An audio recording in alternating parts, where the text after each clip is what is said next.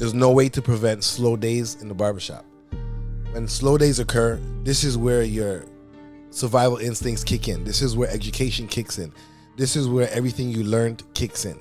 This is where you start asking yourself, am I doing as many services as I should be doing, or am I limiting myself to only doing what I want to do? Also, have I stressed all of my resources when it comes to my learning? That's one of the biggest questions you're gonna have to ask yourself when you reach to these roadblocks. Am I being resourceful?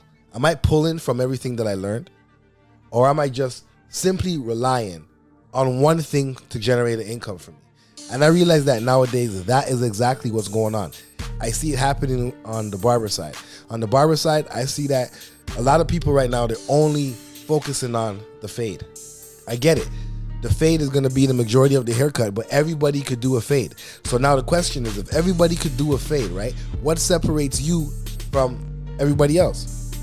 Now, this is where a lot of slow days occur, because at this point, if everybody's doing the exact same thing, they don't need you. So you're going to have more and more slow days, especially with the pandemic that came and left.